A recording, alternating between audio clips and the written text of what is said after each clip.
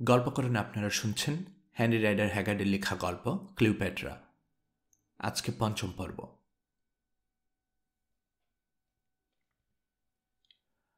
সে রাতে ক্লিওপেট্রা ডেকে পাঠালো আমাকে।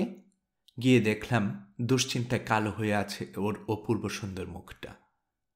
সে রাতে আগে বা পরে আর কখনো ওরকম চিন্তিত দেখিনি ওকে। একা ছিল সে, পায়চারি করছিল খাঁচায় বন্দি সিংহীর মতো।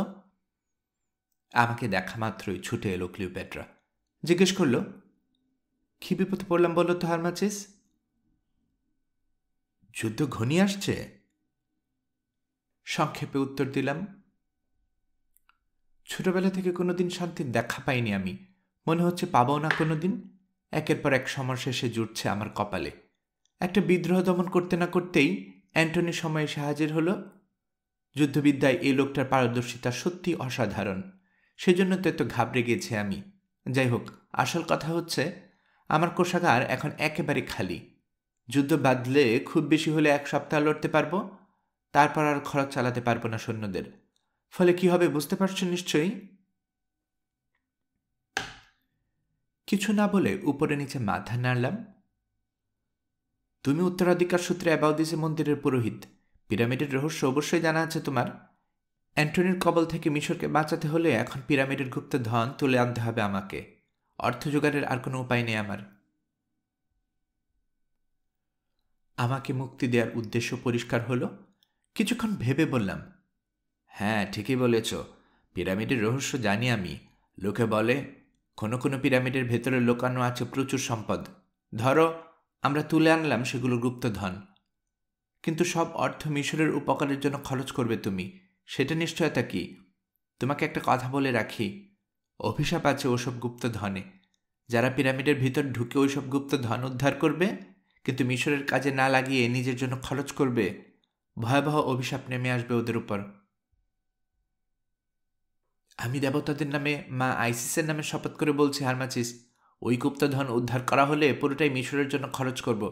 একটা স্বর্ণমুদ্রাও নিজের জন্য ব্যয় করব না। যদি নেই তাহলে অভিশাপ নামবে আমার উপর।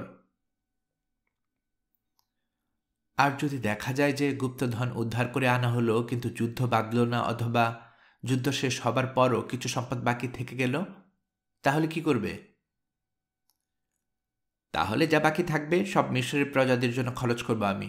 শুধু তাই নয়, আমি আরও শপথ করছি হারমাচিস, গুপ্তধন উদ্ধারের পর আমার দরবারের মন্ত্রণা সভার সব সদস্যদের সামনে তোমাকে স্বামী হিসেবে গ্রহণ করব। তুমি হবে মিশরের ফারাও, আমি তোমার রানী। ক্লিওপেট্রার প্রতিটি কথা বিশ্বাস করলাম। সে এতটা উদ্গ্রীব হয়ে কথাগুলো বলল যে বিশ্বাস না করে পারলাম না। তাছাড়া ক্লিওপেট্রার দৃষ্টিতে নিজেকে প্রতিষ্ঠিত করার একটা সুযোগ পেয়েছিলাম, সেটা নষ্ট করতে চাইনি। ঠিক আছে ক্লিওপেট্রা, রাজি হলাম ওর প্রস্তাবে। সাধ্যমতো তোমাকে সাহায্য করব আমি। এরপর ক্লিওপেট্রাকে পিরামিডের রহস্য সম্পর্কে অনেক কিছু বললাম। মনোযোগ দিয়ে শুনল সে। আমার কথা শেষ হলে জানতে চাইল, আমরা কবে গুপ্তধন উদ্ধার করতে যাব? কাজটা যত তাড়াতাড়ি করা যায় ততই ভালো, কারণ শুধু ডেলিয়াসকে পাঠিয়ে বসে নেই অ্যান্টনি। খবর পেয়েছি শক্তি সঞ্চয় করতে আরম্ভ করেছে সে। তোমার কোনো অসুবিধা না থাকলে চলো আজ রাতেই রওনা হই। রাজি হলো ক্লিওপেট্রা। তৎক্ষণাৎ ওর লোকজনকে ডেকে প্রয়োজনীয় নির্দেশ দিল। এর জন্য সবকিছুর ব্যবস্থা করতে আরম্ভ করলো কর্মচারীরা।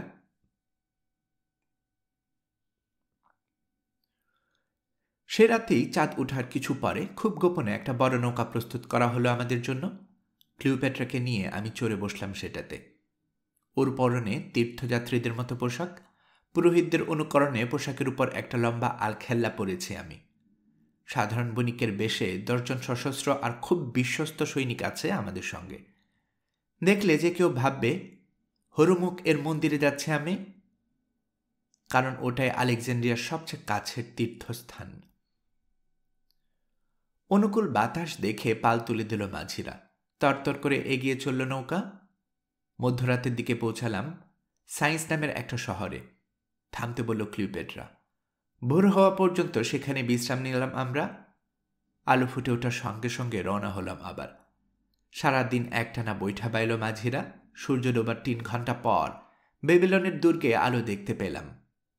লোকের দৃষ্টি এড়ানোর জন্য নলখাগড়ার ভরা একটা জায়গায় নৌকা ভিড়াতে আরম্ভ করলাম। নামলাম তীরে। ক্লিওপেট্রা, আমি আর মাত্র একজন রক্ষী পায়ে হেঁটে রওনা হলাম পিরামিডের উদ্দেশ্যে। বাকিরা রয়ে গেল নৌকাতেই। কিছু দূর হাঁটার পর হাজির হলাম একটা গ্রামে। হাঁটতে কষ্ট হচ্ছিল ক্লিওপেট্রার, তাই ওই গ্রাম থেকে একটা গাধা আর একটা কম্বল জোগাড় করলাম। গাধার পিঠে প্রথমে কম্বল বিছিয়ে তার উপর ভাঁজ করে রাখলাম আমার আলখেল্লাটা। মোটামুটি আরামদায়ক হওয়ার পর ক্লিওপেট্রা চড়ে বসল জন্তুটার উপর। এক হাতে লাগাম আর আরেক হাতে প্রায় আমার সমান লম্বা একটা মোটা লাঠি নিয়ে সবার আগে চললাম আমি। মাঝখানে গাধার পিঠে ক্লিওপেট্রা আর একেবারে পিছনে রক্ষীটা। তাড়াহুড়া করলাম না, এগিয়ে চললাম ধীরে সুস্থে। 1 ঘন্টার কিছু পরে পিরামিডের চূড়াগুলোর নজরে পড়ল। চাঁদের আলোতে চকচক করছে চূড়াগুলো, চারদিকে কবরের নীরবতা। সমতল ভূমি শেষ হয়ে এলো এক সময়, পথ হলো বন্ধুর। চারদিকে তার উপর ছোট বড় পাথর থাকায় পথ চলতে খুব কষ্ট হলো। অখণ্ড নীরবতায় আকাশ পাতাল ভাবতে ভাবতে মানসিকভাবে ভেঙে পড়লাম আমি। গুপ্তধন উদ্ধার করার উৎসাহটা নিভে গেল হঠাৎ করেই। বারবার মনে হলো কে যেন আসছে আমাদের পিছন পিছন। ঘাড় ঘুরিয়ে পিছনে তাকালাম একটু পরপর। কল্পিত অনুসরণকারীকে দেখতে না পেয়ে ভয়টা উত্তরোত্তর বাড়তে লাগল। 2-1 বার কথা বলার চেষ্টা করল ক্লিওপেট্রা। আগ্রহ দেখালাম না আমি। সাড়া না পাওয়ায় একেবারে চুপ করে গেল সেও। বহু পুরনো অনেকগুলো কবরকে পাশ কাটিয়ে এগিয়ে চললাম আমরা। একটু পরপরই ঢুকে পড়ছি পিরামিডের ছায়ায়। অজানা আশঙ্কায় গা শিউরে উঠছে। 1000 বছরের পুরনো পাথরের সমাধিস্তম্ভগুলোকে চাঁদের আলোতে একেবারে জীবন্ত বলে মনে হচ্ছে আমার। মনে হচ্ছে ভেতর থেকে হয় হাত তুলবে কেউ, অথবা উঠে আসবে, অথবা হয়তো ডাক দেবে নাম ধরে। অনেক দূরে ঝড় তুলেছে মরুভূমির বাতাস। চারিদিকে একেবারে নীরব থাকায় শোঁ আওয়াজটা শুনতে পাচ্ছি স্পষ্ট। ছুটে ফিরে যেতে ইচ্ছে করছে অ্যালবাস্টার হলে। আমি ভীতু নই, কিন্তু কেন যে এত ভয় পেলাম জানি না। পথ চলা থামালাম না। রাত অনেকখানি বাকি থাকতেই হাজির হলাম পিরামিড অফ হার এর সামনে। পূর্ণিমায় চকচক করছে পিরামিডটা। নিজে থামলাম, গাধাটাকে দাঁড় করালাম। তারপর কোলা ব্যাংকের মতো আওয়াজ করে বললাম, এসে গেছি ক্লিওপেট্রা। এসে গেছি? ক্লিওপেট্রার স্বরে অবিশ্বাস। হ্যাঁ, নেমে পড়ো। নামল সে। রক্ষীকে গাধার দায়িত্ব বুঝিয়ে দিয়ে আমরা দুজন এগিয়ে চললাম সামনে। পিরামিডের উত্তর দিকে পৌঁছানোর পর থামলাম। দেয়ালের একেবারে মাঝখানে ফারাও মেনকাউ রা এর নাম লেখা। সেটা দেখালাম ক্লিওপেট্রাকে। বললাম, তুমি ভেতরে ঢুকতে রাজি আছো ক্লিওপেট্রা? আমি ভেতরে গেলে কোনো পাপ হবে না তো? না, তোমার উদ্দেশ্য মহৎ। তোমাকে ভেতরে নিয়ে যাওয়ার পূর্ণ অধিকার আছে আমার। তুমি ভেতরে যাবে মিশরের বর্তমান শাসক হিসেবে, আর আমি পিরামিডের তত্ত্বাবধায়ক হিসেবে। এর আগে 3 জন সাধু ঢুকেছিল ভেতরে, মিশরের প্রয়োজনে নয়, নিজেদের কৌতূহল মেটাতে। গুপ্তধন উদ্ধার করতে পারেনি ওরা, আর ফেরার সময় নীল নদে ডুবে মরেছে 3 জনেই। কথাটা শুনে একেবারে কেঁপে উঠল ক্লিওপেট্রা। কিছুক্ষণ কি যেন ভাবল এক মনে, তারপর মাথা নেড়ে সব ভাবনা দূর করে দিয়ে বলল, চলো দেরি না করে ভেতরে ঢুকে পড়ি। অনেক কষ্ট করে খুললাম পিরামিডের বহু পুরানো মরচে ধরা দরজাটা। চাঁদের আলোতে দেখলাম অনেকগুলো সিঁড়ি নেমে গেছে নিচে। সঙ্গে আনা মশাল জ্বালালাম। তারপর ক্লিওপেট্রার হাত ধরে ঢুকে পড়লাম ভিতরে। জানতাম একটা গোপন চিহ্ন অনুসরণ করে পিরামিডটার আরও ভিতরে ঢোকা যায়। খুঁজতে আরম্ভ করলাম চিহ্নটা। পাওয়ার পর বিশেষ কায়দায় চাপ দিলাম সেটার উপর। প্রথমে কোনো কাজ হলো না। সর্বশক্তিতে চাপ দিলাম আবার। মৃদু একটা ঘর ঘর আওয়াজ ভেসে এলো কানে। দূরে একটা ভারী পাথর সরে গেল। একজন পূর্ণবয়স্ক লোক হামাগুড়ি দিয়ে চলতে পারে এরকম একটা প্যাসেজ দেখতে পেলাম মশালের আলোতে। এগিয়ে গিয়ে উকি দিলাম ভেতরে। ঠিক তখনই শুনতে পেলাম ডানা ঝাপটানোর আওয়াজ। আমি সরে যাওয়ার আগে ভেতর থেকে একটা বাদর উড়ে এলো। মশালের আলো সহ্য করতে না পেরে দিক পাল্টাতে গিয়ে ধাক্কা খেল আমার মুখে। চমকে উঠে হাতের এক থাবায় সরিয়ে দিলাম সেটাকে। আমার পাশে দাঁড়িয়েছিল ক্লিওপেট্রা। ফ্যাকাশে চামড়ার প্রাণীটা আমার থাবা খেয়ে গিয়ে পড়ল সোজা ওর উপর। আকাশ বাতাস কাঁপিয়ে চিৎকার করে উঠল সে। বাদরটা আকৃতিতে বিরাট, প্রায় চিলের সমান। বন্ধ পিরামিডের ভেতরে সেটা ঢুকলো কিভাবে আর এতদিন বেঁচে ছিল কিভাবে জানি না আমি। আগেও ভেবেছিলাম, আজও বিশ্বাস করি, বাদরটা মেনকাউ রা এর আত্মা।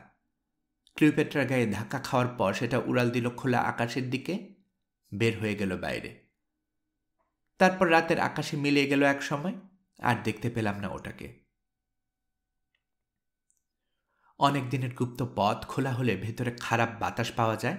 দম নেওয়ার সময় ওই বাতাস শরীরে ঢুকলে অসুস্থ হয়ে পড়ে লোকে। কথাটা জানা থাকায় অপেক্ষা করলাম বেশ কিছুক্ষণ। তারপর দেহটাকে মুচড়ে বাঁকা করে ঢুকে গেলাম গ্রানিটের স্ল্যাব দিয়ে তৈরি প্যাসেজটাতে। আমাকে অনুসরণ করল ক্লিওপেট্রা। হামাগুড়ি দিয়ে এগিয়ে চললাম দুজন। প্যাসেজটা অনেক দিকে ভাগ হয়ে গেছে। অনুপ্রবেশকারীদের বিভ্রান্ত করে দেওয়ার জন্য করা হয়েছে কাজটা। সঠিক পথটার মুখে খুব হালকা একটা আঁকা গোপন চিহ্ন খুঁজে পেয়ে ক্লিওপেট্রাকে নিয়ে ঠিকমতো এগিয়ে চললাম আমি। অল্প কিছুক্ষণ পর প্যাসেজটা শেষ হলো সাদা রং করা একটা প্রকোষ্ঠে। ছাদ আরও নিচু হয়ে গেল সেখানে, তাই ঘাড় একেবারে নুইয়ে ফেলতে হলো আমাকে। ভ্যাপসা গরম আর বাজে গন্ধ সহ্য করতে না পেরে মাটিতে লুটিয়ে পড়ল ক্লিওপেট্রা। ওকে টেনে তুললাম আমি। ওঠো, তাড়াতাড়ি ওঠো, এখানে বেশিক্ষণ থাকলে মরবো আমরা, যত কষ্টই হোক তাড়াতাড়ি চলো। কোনো রকমে উঠে দাঁড়ালো ক্লিওপেট্রা। ওর হাত ধরে টেনে নিয়ে চললাম। কিছুক্ষণ পর ছাদ উঁচু হওয়ায় সোজা হয়ে দাঁড়াতে পারলাম। গরমও কমে গেল বেশ কিছুটা, বাতাসে বাজে গন্ধও রইল না আর। সামনে গ্রানিটের বিরাট একটা দরজা দেখতে পেলাম। দরজাটা ভেতর থেকে বন্ধ। লিভারের সাহায্যে খোলা ওসব দরজা, তাই গোপন পাথরের খোঁজ করতে লাগলাম।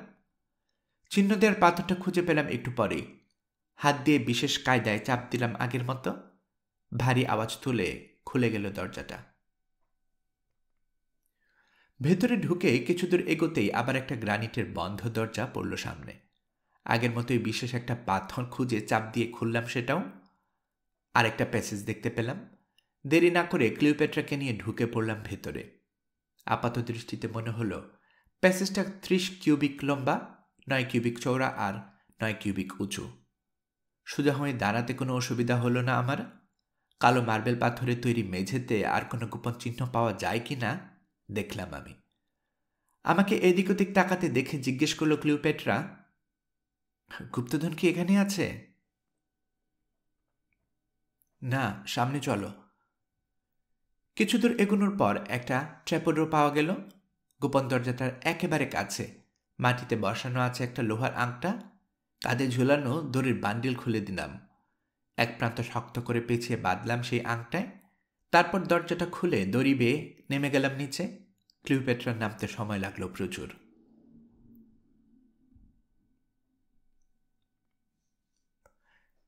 একটা ব্যাসাল্ট পাথরের শবধারা দেখতে পেলাম প্রকোষ্ঠের একেবারে পাশে।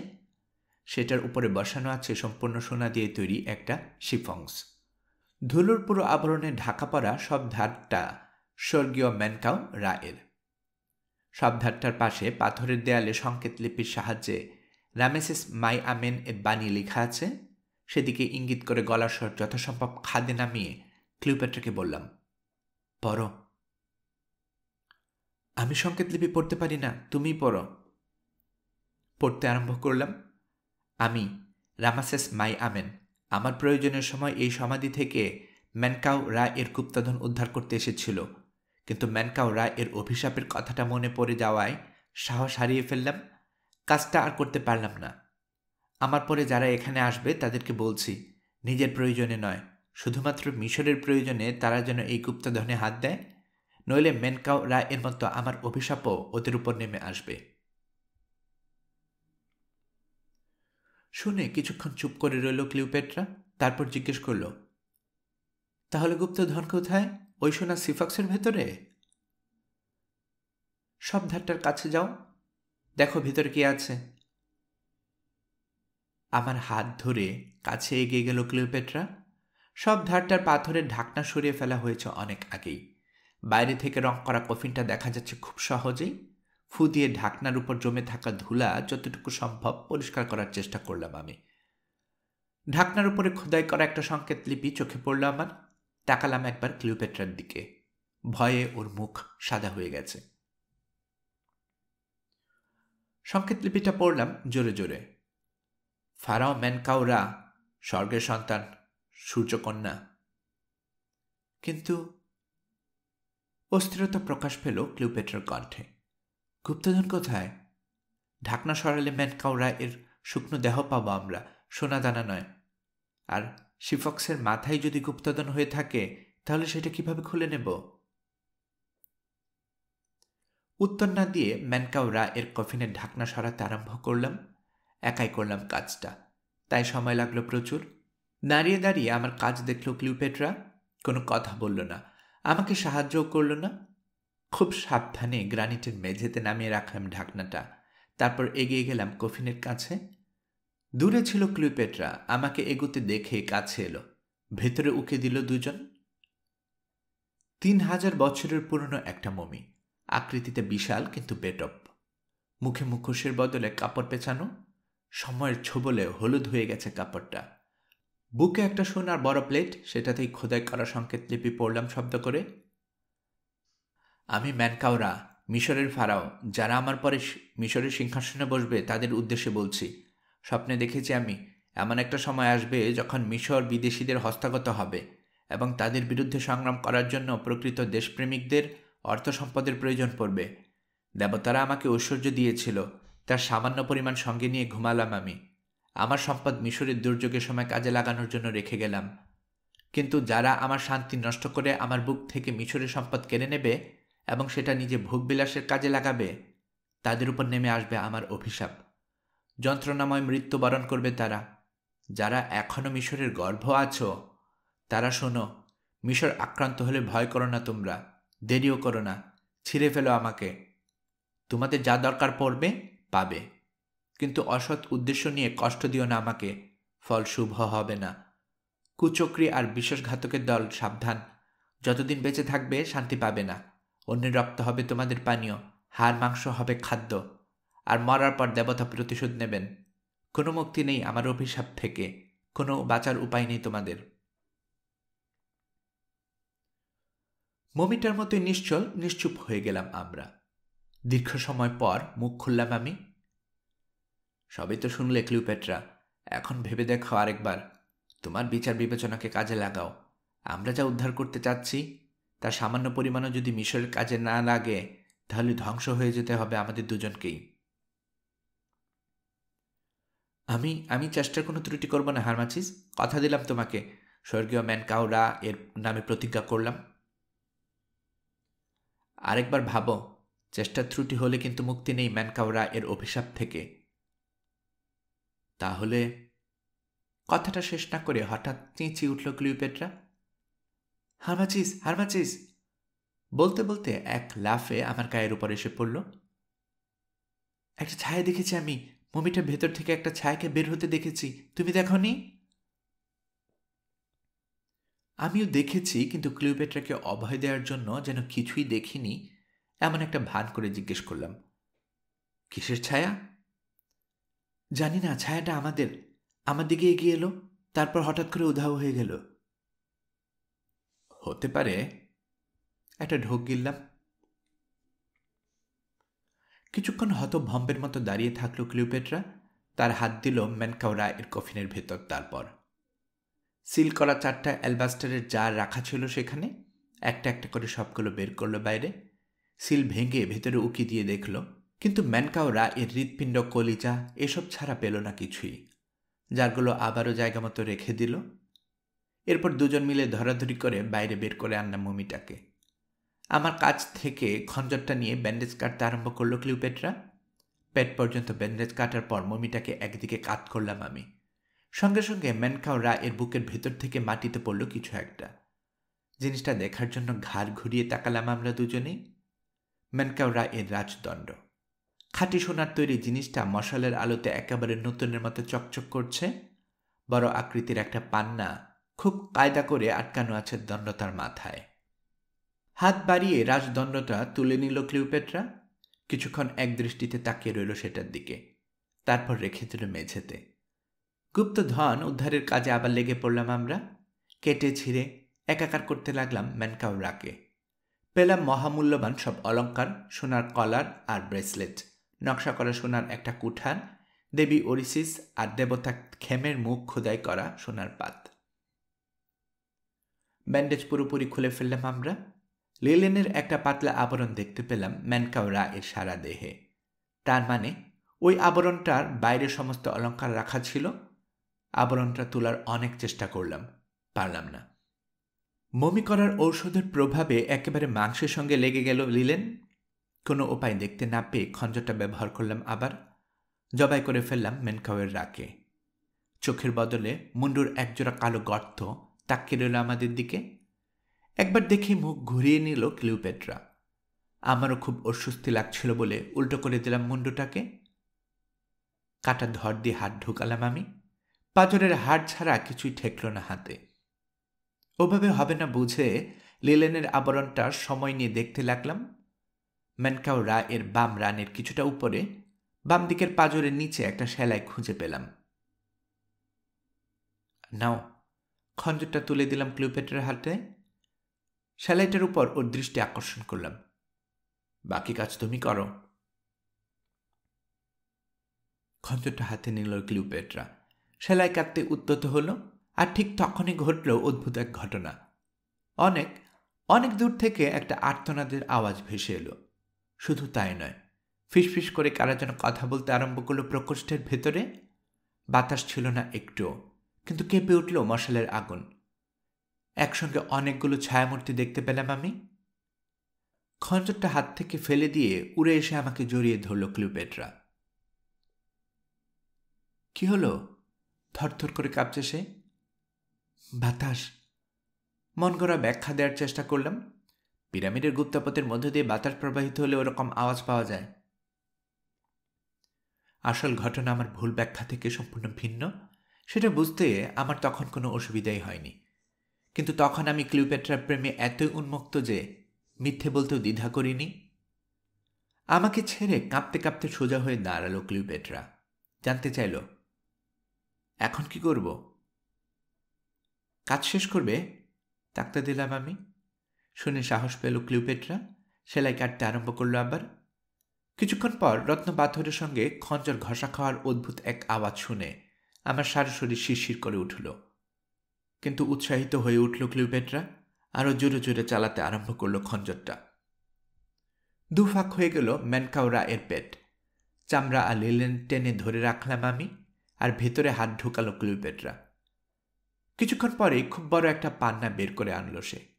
রত্নটা দেখে হা হয়ে গেলাম আমি। পাথরটার রং একেবারে নিখুঁত।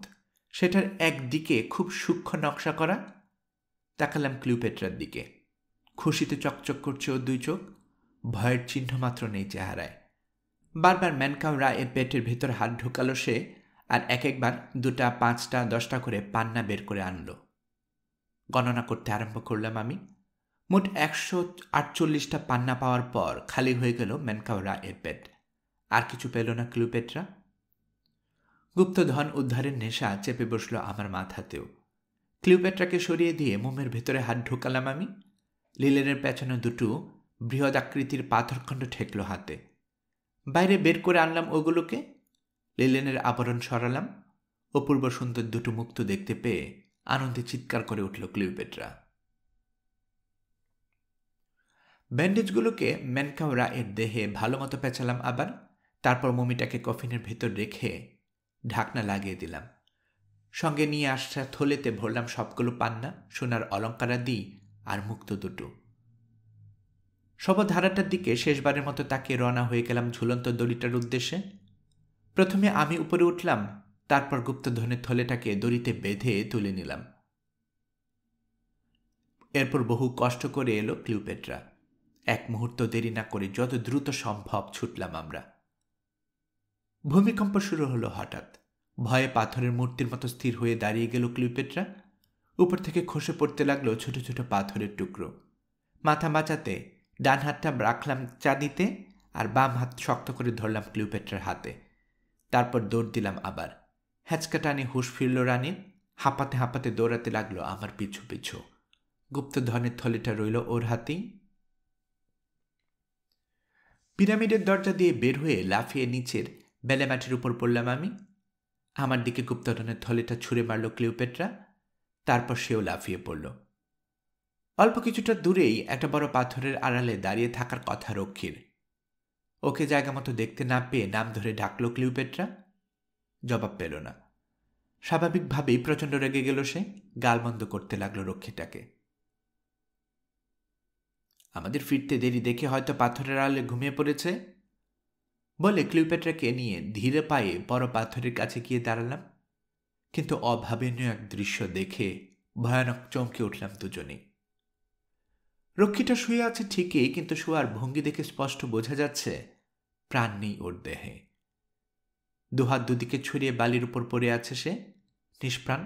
খোলা চোখ দুটো আকাশের দিকে তাকিয়ে আছে, দেখছে না কিছুই। চোয়াল ঝুলে পড়েছে নিচে, পুরোপুরি হা হয়ে আছে মুখটা। শীর্ণাস্ত্র নেই মাথায়, পাতলা চুলগুলো ভয়ে খাড়া হয়ে গেছে। লোকটার কাঁধের উপর চোখ পড়া মাত্র একটা চিৎকার করে জ্ঞান হারালো ক্লিওপেট্রা, লুটিয়ে পড়ল মাটিতে। ভয়ে পাথর হয়ে যাওয়ায় ওকে ধরতে পারলাম না আমি। রক্ষীটার বাম কাঁধের উপর বসে আছে সেই ফ্যাকাশে বাদুরটা। চাঁদের আলোয় ম্যানকাওরা এর পান্নার মতো জলজল করছে ওটা দুই চোখ। অজ্ঞান ক্লিওপেট্রা আর গুপ্তধনের থলেটাকে গাধার উপর চড়িয়ে যত দ্রুত সম্ভব পালালাম।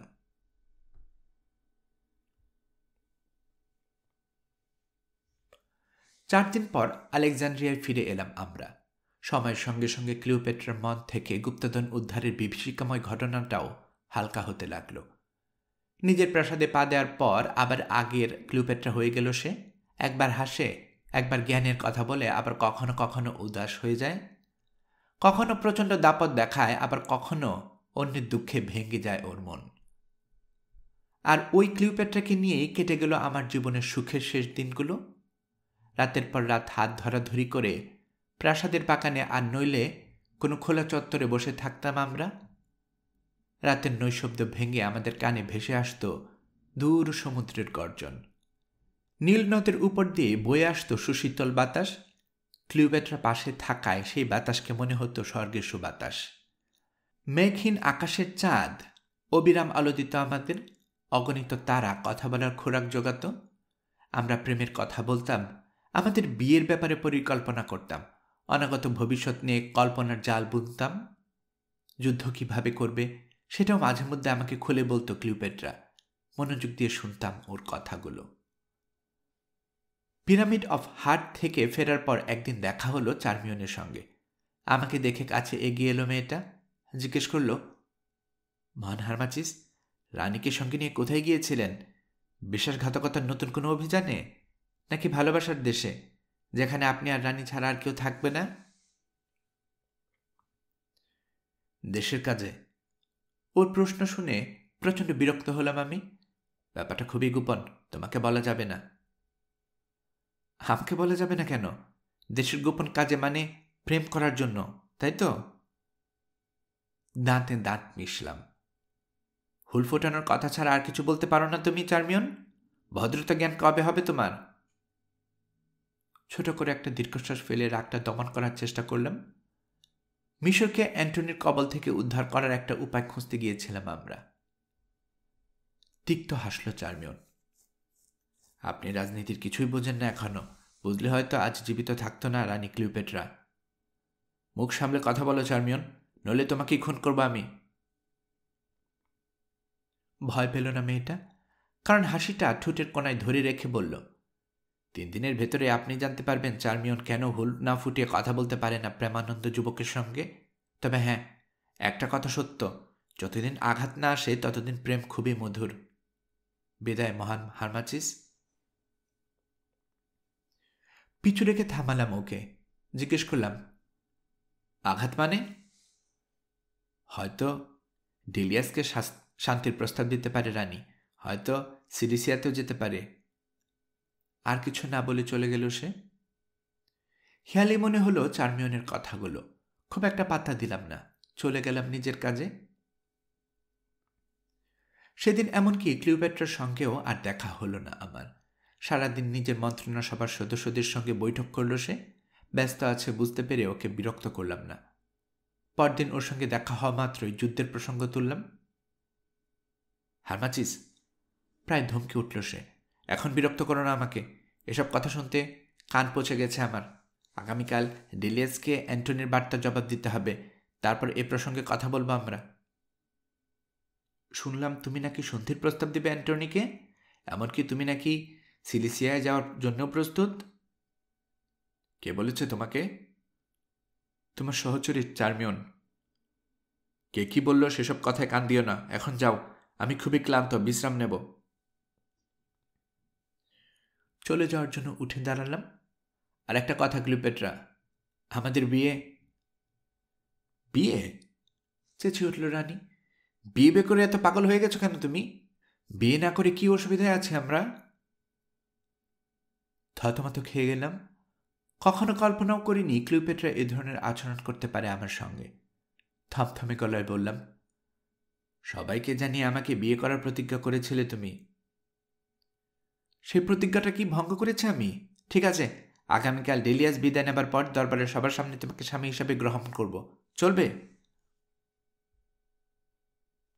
আমার দিকে একটা হাত বাড়িয়ে দিল ক্লিওপেট্রা। সেটাতে চুমু খেয়ে আর কিছু না বলে বিদায় নিলাম আমি। সে রাতে আবার দেখা করতে গেলাম ওর সঙ্গে, কিন্তু রক্ষী আমাকে বলল, রানীর সঙ্গে গোপন পরামর্শ করছেন ম্যাডাম চার্মিয়ন, ভেতরে যাওয়া নিষেধ। পরদিন দুপুরে দুরু বুকে হাজির হলাম লোকের ঠাসা দরবার কক্ষে। পরামর্শদাতা, জমিদার, সেনাবাহিনীর পদস্থ কর্মকর্তা, শত শত রক্ষী, বলতে গেলে কেউই বাকি ছিল না। ক্লিওপেট্রার জন্য অপেক্ষা করছিলাম আমরা, কিন্তু প্রথমে একা ঢুকলো চার্মিয়ন। ক্লিওপেট্রার সিংহাসনের পাশে ওর জন্য নির্দিষ্ট করে রাখা আসনে বসে পড়ল। গর্বিত ভঙ্গিতে তাকালো এদিক ওদিক। আমার সঙ্গে চোখাচোখি হলো একবার। তার ছেলের ভঙ্গিতে আমাকে দেখেই দৃষ্টি অন্যদিকে ঘুরিয়ে নিল সে। বাজনা বেজে উঠল একটু পর। রাজকীয় পোশাক পরে দরবারে ঢুকলো ক্লিওপেট্রা। মেনকাওরা এর সমাধি থেকে পাওয়ার সবচেয়ে বড় পান্নাটা ওর মুকুটে শোভা পেতে দেখে যার পণ্যাই অবাক হলাম আমি। ওর অপূর্ব সুন্দর মুখটা থমথম করছিল। ধীরে ধীরে সিংহাসনে বসে পড়ল সে। পাশে দাঁড়িয়ে থাকা নকিবদের সর্দারকে জিজ্ঞেস করল, অ্যান্টনির দূতকে এখন অপেক্ষা করছেন? জি মহামান্না। ওকে ভিতরে আসতে দাও, অ্যান্টনির বার্তার জবাব দেব আমি। দরবারের আরেক দিকের দরজা খুলে গেল। প্রথম দিনের মতোই নিখুঁত মসৃণ চেহারায় বিড়ালের মতো পদক্ষেপে হাজির হলো ডেলিয়াস। ক্লিওপেট্রার সামনে দাঁড়িয়ে শুরু করলো ওর মিথ্যা ভাষণ। পৃথিবীর সৌন্দর্য, মিশরের ঐশ্বর্য, আগামীকাল সিলিসিয়ার টার্সানের মহান অ্যান্টনির সঙ্গে দেখা হবে আমার। সৌন্দর্যের দেবী, আমার দৃষ্টতার জন্য ক্ষমা চেয়ে আবারও বলছি, আপনার এই অভূতপূর্ব সুন্দর ঠোঁট দুটো দিয়ে এমন কোনো বাক্য উচ্চারণ করবেন না যাতে দুটো দেশে যুদ্ধ জড়িয়ে পড়ে, নিরীহ লোকেরা অনর্থক মারা পড়ে। অ্যান্টনি মহান, তার চেয়ে বড় শান্তিপ্রিয় লোক আর নেই। আবার যুদ্ধের ময়দানে তার চেয়েও ভয়ঙ্কর আর কেউ নেই। কিছুক্ষণ চুপ করে রইল ক্লিওপেট্রা। তারপর কোকিলের মতো গলায় বলতে আরম্ভ করল, মহান ডেলিয়াস, মহান অ্যান্টনির বার্তা নিয়ে অনেক চিন্তা ভাবনা করেছি আমরা। তার সেনাবাহিনী হয়তো মিশরের সেনাবাহিনীর তুলনায় শক্তিশালী, কিন্তু মিশরীয়রা বীরের জাতি। ওরা ওর দেশের জন্য লড়তে এবং জীবন উৎসর্গ করতে কখনোই ভয় পায় না। তবে হ্যাঁ, অনর্থক রক্তপাতে কোনো লাভ নেই। আমি আলোচনার মাধ্যমে সব সন্দেহ আর মিথ্যে অভিযোগের অবসান ঘটাতে চাই। সিলিসিয়ায় যেতে কোনো আপত্তি নেই আমার।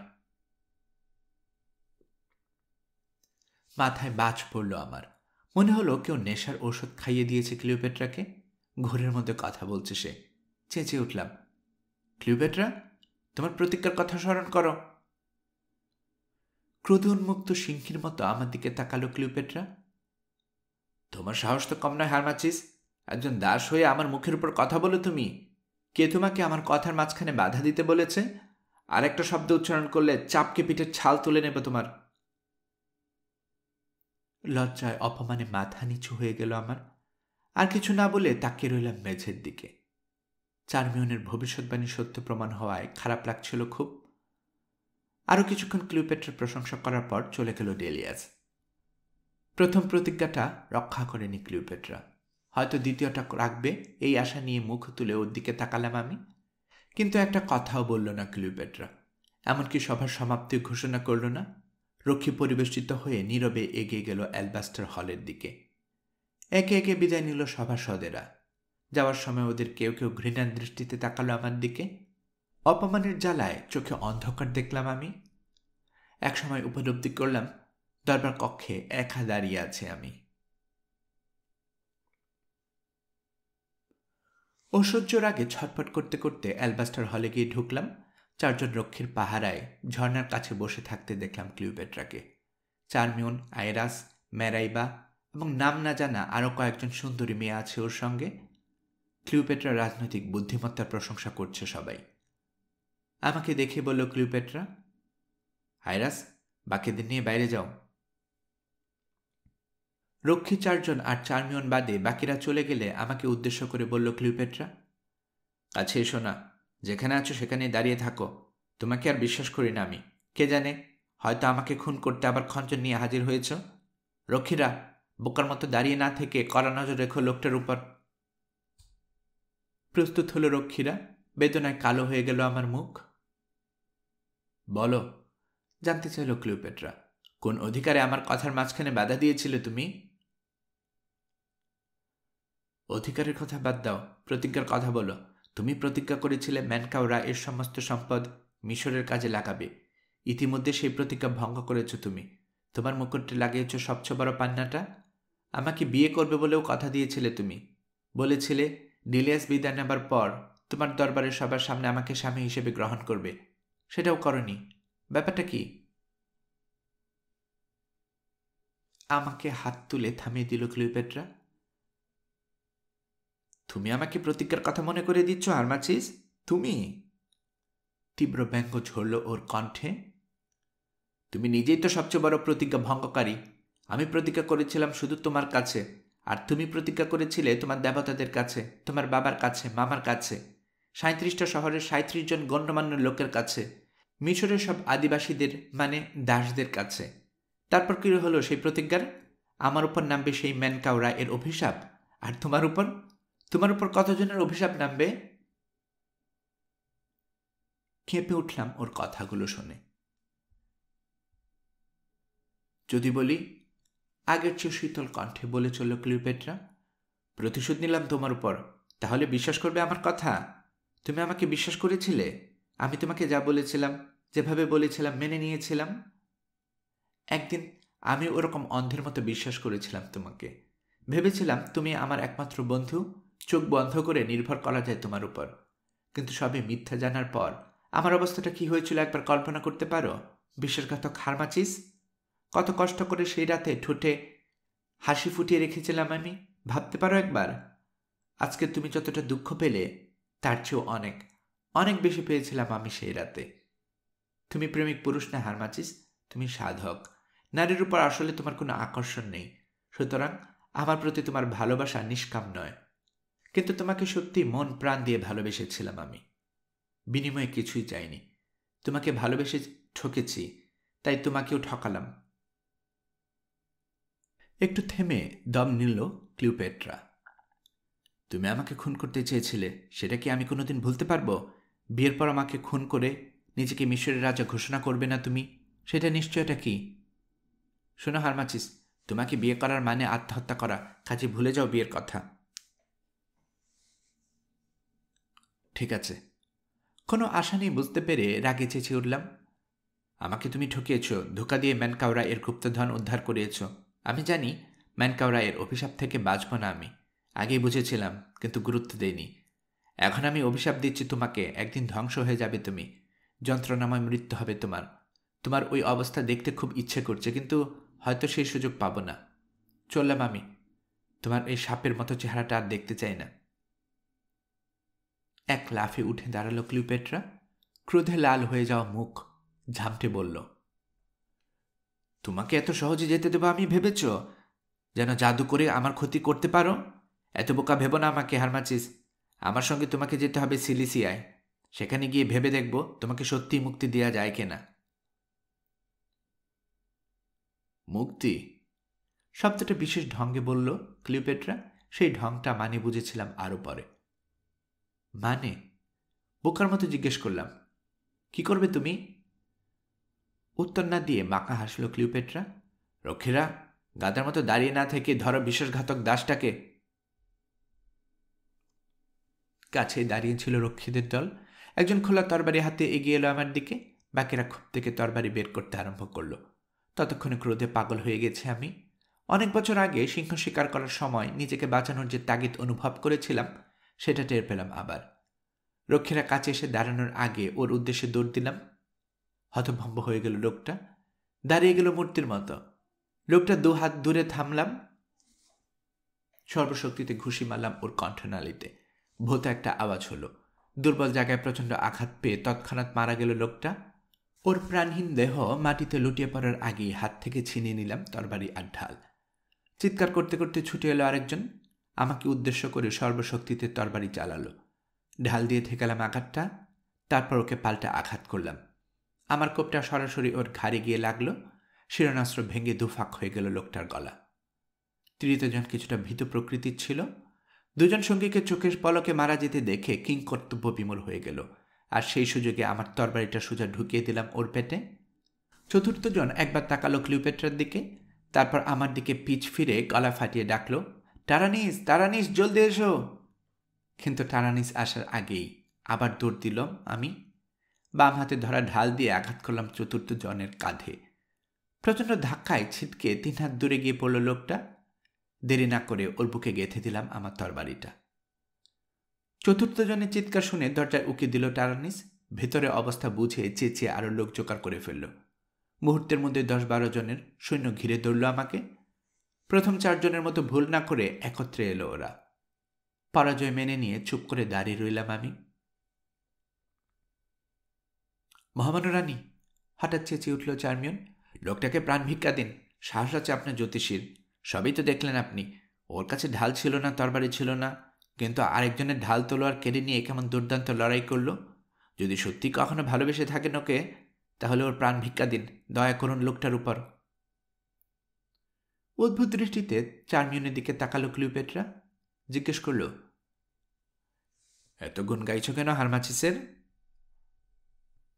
ওর মতো সাহসী কাউকে আপনার সৈন্যরা খুন করলে সহ্য করতে পারবো না আমি। কাপুরুষের মৃত্যু দেখতে খারাপ লাগে না, কিন্তু বীরের মৃত্যু সবসময় দুঃখজনক। মানলাম লোকটা বিশ্বাসঘাতক, আপনাকে খুন করতে চেয়েছিল, কিন্তু তখন আপনি ক্ষমা করেছিলেন ওকে। আজ সে আপনার কোনো ক্ষতি করেনি, কিন্তু চলে যেতে চেয়েছিল। নিজেকে বাঁচানোর জন্য বীরের মতো লড়াই করা তো আর অপরাধ নয় মহামান্য রানী। চার্মিয়নের অদ্ভুত যুক্তি শুনে হাসল ক্লিওপেট্রা। বলল, ঠিক আছে, তোমার কথা আমি মেনে নিলাম চার্মিয়ন। প্রাণ ভিক্ষা দিলাম হারমাচিসকে। শোনোরা, ওকে ওর ঘরে নিয়ে যাও, কড়া পাহারায় রেখো। পরে ঠিক করব কি শাস্তি দেয়া যায় শয়তানটাকে।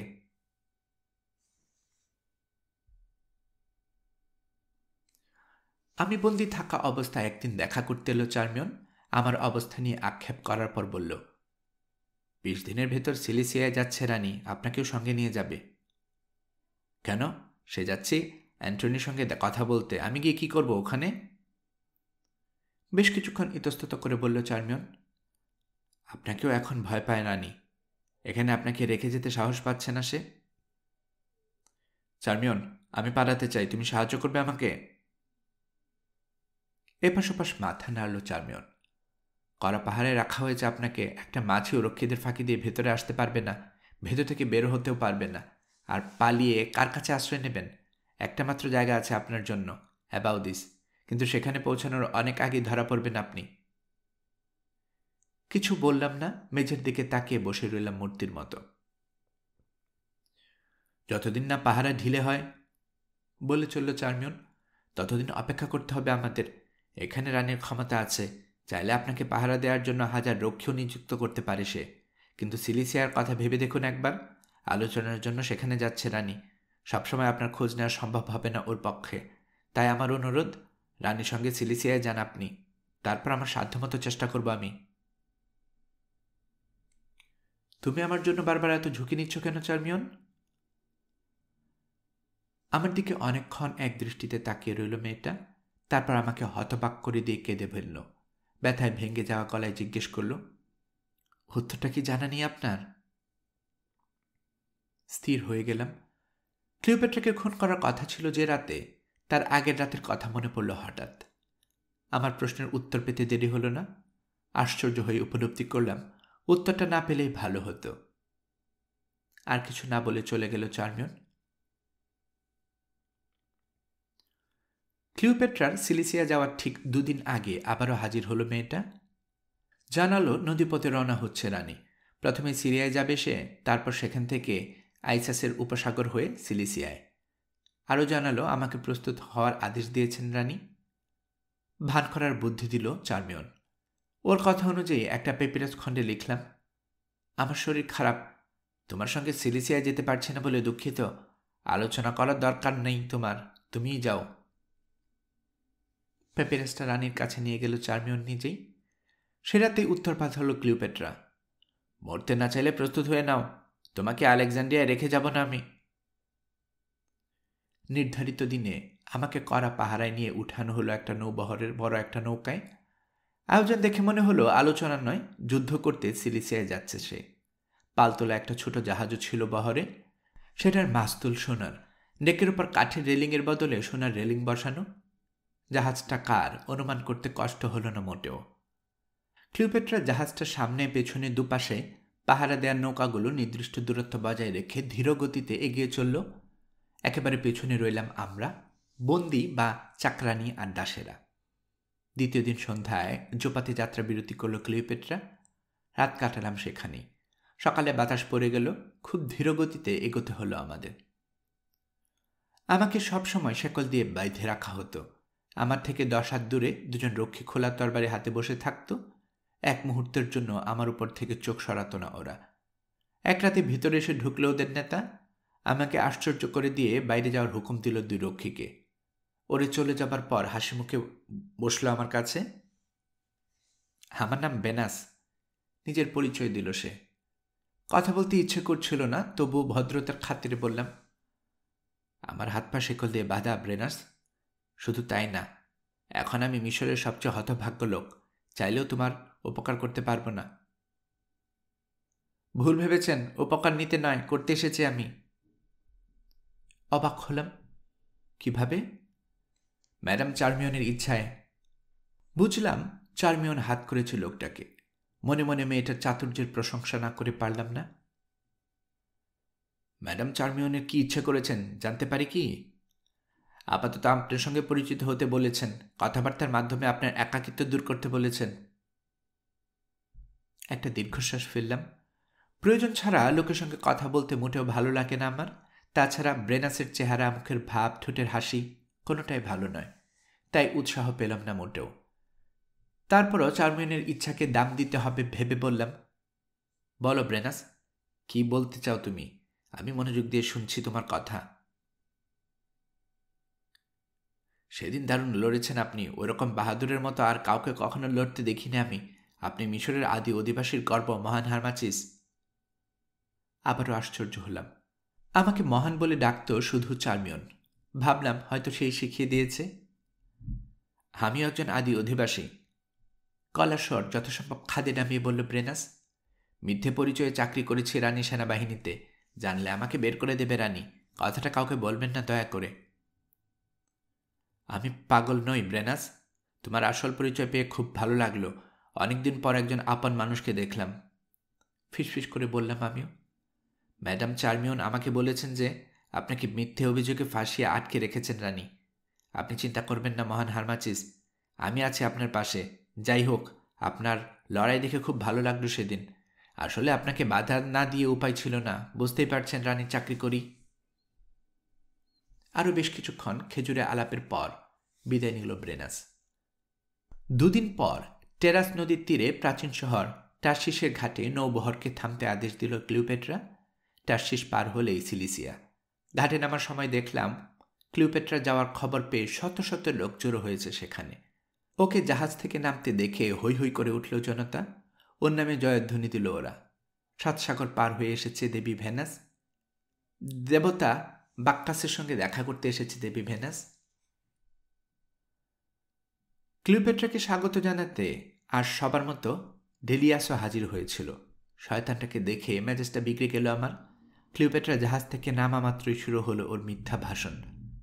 জনতা ভুল বলেছে, পৃথিবীর ঐশ্বর্য, দেবী ভেনাসও আপনার মতো এতটা সুন্দর ছিল না। কাছে দাঁড়িয়ে থাকা ডেলিয়াসের একটা শব্দ শুনতে অসুবিধা হলো না আমার। সুন্দরী শ্রেষ্ঠা, প্রশংসা অব্যাহত রাখল ডেলিয়াস। আপনার সম্মানে আজ রাতে ভোজসভার আয়োজন করেছেন মহান অ্যান্টনি। আপনার পদধূলি পেয়ে নিজেদের সম্মানিত বোধ করব আমরা। কোনো মন্তব্য না করে মুখ ঘুরিয়ে নিল ক্লিওপেট্রা। বার কয়েক এদিক ওদিক তাকিয়ে কি যেন বলল চার্মিয়নকে। চার্মিয়ন সেটা আবার শোনালো ডেলিয়াসকে। মহান ডেলিয়াস মহান অ্যান্টনি রানীর জন্য ভোজসভার আয়োজন করেছেন শুনে খুবই ভালো লেগেছে তার, কিন্তু মিশরের রানী সবসময় ব্যতিক্রম। এই সাক্ষাৎটাকে স্মরণীয় করার জন্য তিনি চান যে মহান অ্যান্টনি আজ রাতে আমাদের আতিথেয়তা গ্রহণ করুন। তিনি এলে রানী বুঝবেন। কর্কশ ভাষায় বার্তা পাঠানোর জন্য মহান অ্যান্টনি দুঃখিত। আর না এলে রানী একাই রাতের খাবার খাবেন। লম্বা ভ্রমণের কারণে রানী এখন ক্লান্ত মহান ডেলিয়াস, সুতরাং বিশ্রাম নেবেন তিনি। চার্মিয়নের কথা শেষ হওয়ার আগেই ঘুরে জাহাজের উদ্দেশ্যে রওনা হয়ে গেল ক্লিওপেট্রা। আর হা করে দাঁড়িয়ে রইল ডেলিয়াস। রাতে ঠিক সময়ে হাজির হলো অ্যান্টনি। নৌকারগুলোয় দাঁড়িয়ে লোকটাকে প্রথমবারের মতো দেখলাম আমি। টকটকে লাল রঙের একটা পোশাক পরে আছে সে, দারুণ দেখাচ্ছে ওকে। ওর চোখের মনি নীল, মাথায় কোকড়া কালো চুল, চেহারায় ভাবভঙ্গিতে স্পষ্ট প্রকাশ পাচ্ছে সে ৮-১০ জন থেকে আলাদা। জন্মসূত্রে যারা রাজা হয় ওদের আচরণটাই হয় অন্যরকম। অ্যান্টনিও ওদের থেকে আলাদা নয়। অ্যান্টনিকে স্বাগত জানাতে জাহাজের বাইরে অপেক্ষা করছিল ক্লিওপেট্রা। খুবই নরম রেশমি চাদর মোড়ানো একটা গদির উপর বিশ্রাম করছিল সে। এদিক ওদিক না তাকিয়ে রাজকীয় ভঙ্গিতে হেঁটে সরাসরি ওর দিকে এগিয়ে গেল অ্যান্টনি। যত এগোতে থাকলো ততই ওই রাজকীয় চালচলন কমতে লাগলো এবং ক্লিওপেট্রার কাছাকাছি পৌঁছানোর পর একেবারে সাধারণ মানুষ হয়ে গেল সে। স্থান কাল পাত্র ভুলে হাঁ করে এক দৃষ্টিতে তাকিয়ে থাকলো রানীর দিকে। ক্লিওপেট্রাও প্রথমবার দেখে পছন্দ করে ফেলেছে অ্যান্টনিকে। ওর চেহারায় সেটা স্পষ্ট বলে দিচ্ছে। অ্যান্টনির দিকে অনেকক্ষণ তাকিয়ে রইল সে। রক্ত উঠে এলো ওর অনিন্দ সুন্দর মুখে। কোনো পুরুষের দিকে তাকিয়ে জীবনে প্রথমবারের মতো দৃষ্টি নত করতে বাধ্য হল সে। কোনো কথা না বলে ডান হাতটা অ্যান্টনির দিকে বাড়িয়ে দিল। গভীর আবেগে তাতে চুমু খেল অ্যান্টনি। পুরো ঘটনাটা দেখে ঈর্ষার আগুনে জ্বলতে লাগলাম আমি। মহান অ্যান্টনি, নরম কোকিলের কণ্ঠে বলল ক্লিওপেট্রা। রাতের বাতাস সেই কণ্ঠটাকে বয়ে আনলো আমার কাছে। আপনি আমাকে আসতে বলেছিলেন, হাজির হয়ে গেছি আমি। ক্লিওপেট্রাকে আসতে বলেছিলাম আমি? গম্ভীর কিন্তু আকর্ষণীয় গলায় বলল অ্যান্টনি। কিন্তু চোখের সামনে দেখতে পাচ্ছি দেবী ভেনাসকে। হেসে ফেলল ক্লিওপেট্রা।